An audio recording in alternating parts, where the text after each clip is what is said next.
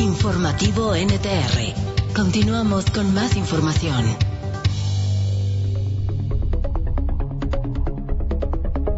El mundo sigue debatiéndose sobre el coronavirus. Ya hay muchos países que están exigiendo la vacuna. Ya no existen esos pensamientos de grupos antivacunas que advierten que no se van a poner esta dosis. Por ejemplo, Italia ya ha pedido a todos los trabajadores del gobierno italiano que se vacunen. En un decreto aprobado este día, el gobierno italiano ha exigido a todos los trabajadores públicos y privados que tengan la vacuna de COVID-19 y no solamente se la pongan, sino también enseñen este certificado para poder laborar. Estados Unidos también ha comentado que va a exigir a todos los viajeros extranjeros que ingresen a su territorio la vacuna. La Unión Europea ya tiene desde hace algunos días este pasaporte COVID que ha solicitado a quienes quieran ingresar a sus territorios que estén vacunados en sus 2 dosis si es que esa vacuna lo pide. ¿Qué está pasando en las fronteras en el mundo? Fronteras que no solamente son terrestres, hoy son aéreas. En los aeropuertos se ha convertido en las verdaderas aduanas para quienes quieran viajar de un país a otro. Hoy el pasaporte debe de estar acompañado por un llamado pasaporte COVID. Y para hablar de las tendencias en el mundo, en el ambiente internacional, ¿quién mejor que el doctor Alejandro Díaz? Él es epidemiólogo del estado de Chihuahua y uno de los más amplios conocedores de las relaciones internacionales en materia de salud. Doctor Alejandro Díaz, ¿cómo estás? Muy buena tarde. Estimado Beto, un placer siempre estar en tu programa y te agradezco la oportunidad. Muchas gracias, doctor. Pues tú estás en contacto directo muy seguido con la administración de los Estados Unidos, pero también tienes muchos conocidos en Europa y en América del Sur. Hoy se está exigiendo un pasaporte COVID y ya muchas naciones estarán cerrando sus fronteras terrestres y aéreas a aquellas personas que no estén vacunadas. ¿Cómo ves estas decisiones, doctor? Bueno, hay una enorme controversia en la comunidad científica y también en muchos grupos sociales, ya que esta es la primera vez en la historia de la humanidad donde se impulsa una iniciativa de semejante envergadura que tiene muchas lecturas, Beto. Es importante mencionar que aquí en la frontera de las más importantes del mundo, entre México y los Estados Unidos, esta frontera terrestre de México hacia los Estados Unidos ha sido cerrada al tráfico no esencial o al viajero no esencial desde el 21 de marzo del año pasado, lo cual habla del mayor cierre histórico en tiempo de esta frontera que tiene muchísimos años de existir. Estamos hablando de 18 meses. Es importante destacar, Beto, que solo en el mes de julio, este mes de julio pasado, se registraron 212,672 migrantes que intentaron cruzar la frontera hacia los Estados Unidos, lo cual es mayor, inclusive un 12% mayor al mes anterior, es decir, al mes de junio. Entonces, esta es la cifra más alta, inclusive desde el registro de marzo del año 2000. Es importante también destacar que desde que inicia el año fiscal, que es en octubre del año pasado, a la fecha, se han registrado 845,307 personas que han intentado cruzar la frontera de forma no autorizada y el número de menores no acompañados ha subido hasta un 24%. ¿Por qué es importante esto, Beto?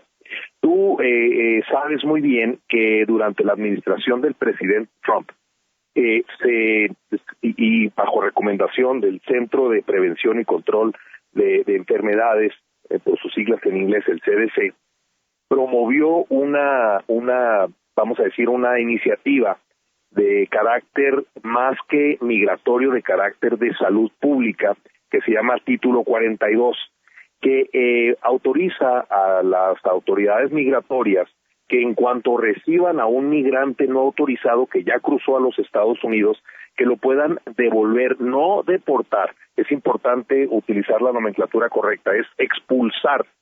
Entonces se tiene que devolver. ¿Por qué pasa esto?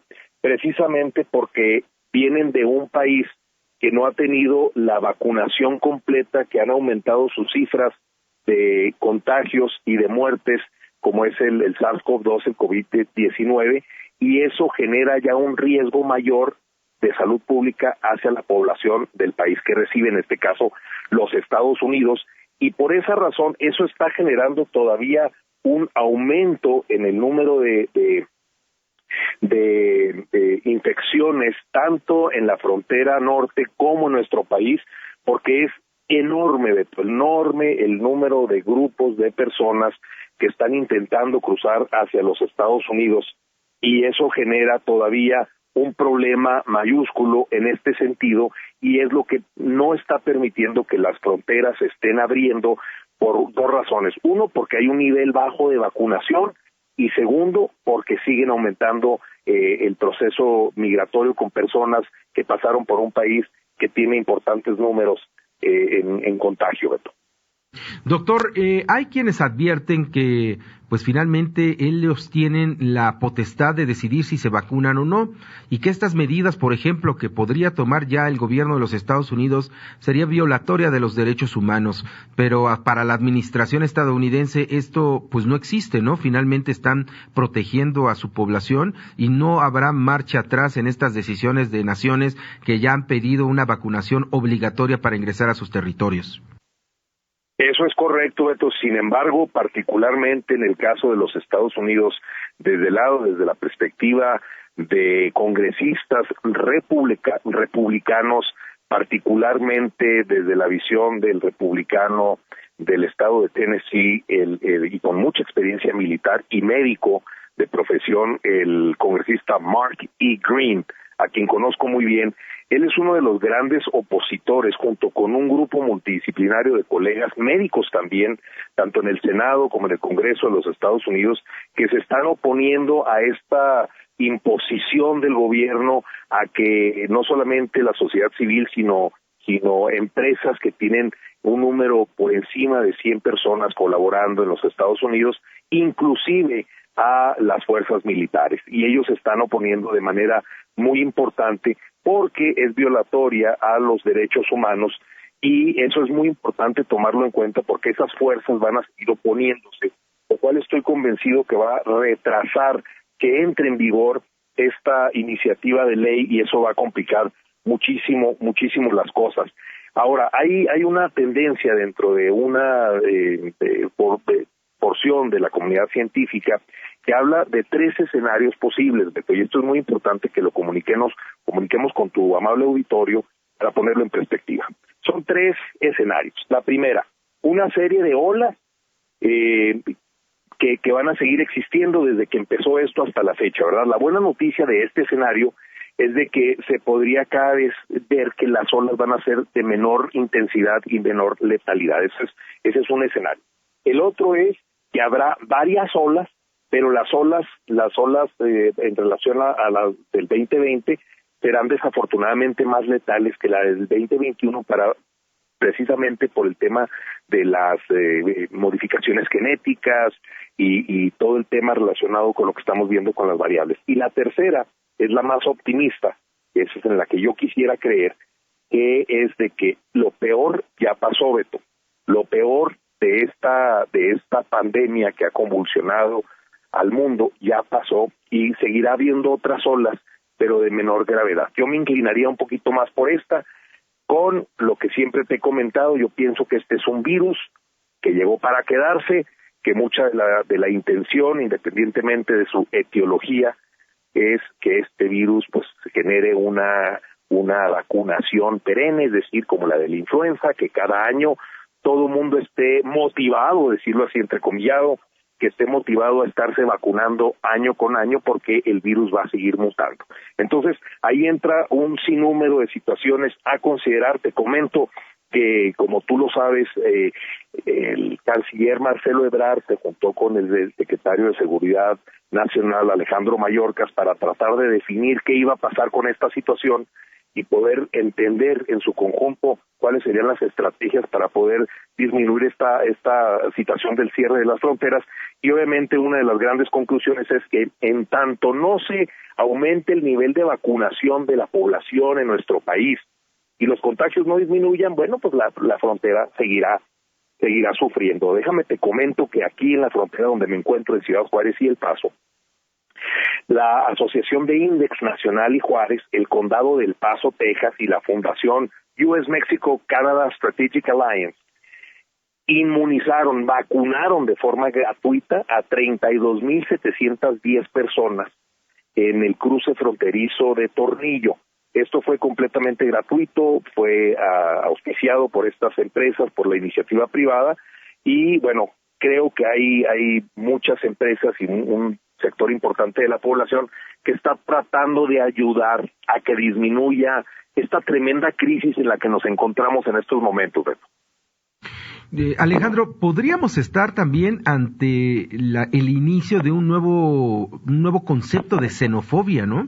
Sobre todo porque quienes no tienen acceso a las vacunas, pues son los países menos desarrollados, países que ya de por sí viven una discriminación por el tipo de migración que llega, por ejemplo, a Estados Unidos o de África hacia Europa, ¿no? Podríamos estar en este nuevo catálogo de xenofobia que pondría al mundo todavía más enfrentado, ¿no?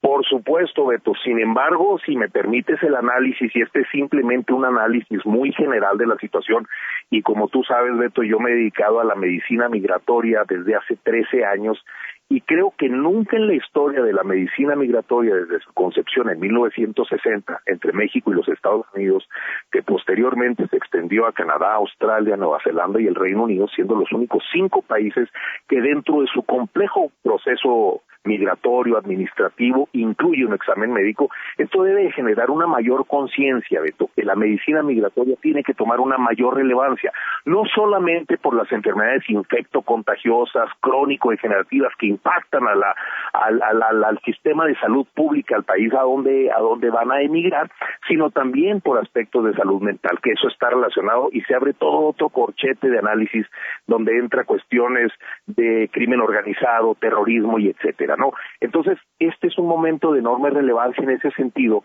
y lo que me hace pensar a mí es, ¿no será que se está empujando de una manera muy clara desde mi perspectiva esta agenda de vacunación mundial?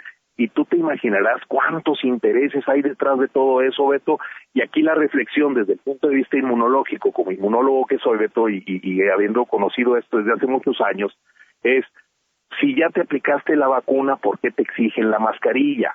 Entonces ahí entra, ¿qué fue primero, el huevo o la gallina? Es decir, si ya tienes la vacuna, ¿por qué tienes que traer la mascarilla? Es que todavía me puedo enfermar, entonces ¿de qué sirve la vacuna? No, es que también puedo contagiar, entonces ¿de qué sirve la vacuna? Y empezamos con este juego de palabras, Beto, que yo creo que no es justo para la población, y creo que estas mesas de análisis y de diálogos entre expertos deben de ser mucho más abiertos al público para poder darles más información. No sé qué opinas al respecto. De acuerdo contigo, y de hecho es mucho de lo que hemos platicado aquí en las redes sociales de NTR Comunicaciones con nuestro auditorio. Nos dicen, a ver, entonces la vacuna, ¿para qué sirve? Sobre todo cuando vemos escenas, por ejemplo, en eventos públicos, deportivos, culturales, de espectáculos en los Estados Unidos, en Europa, donde pues hay miles de personas reunidas sin cubrebocas, ¿no?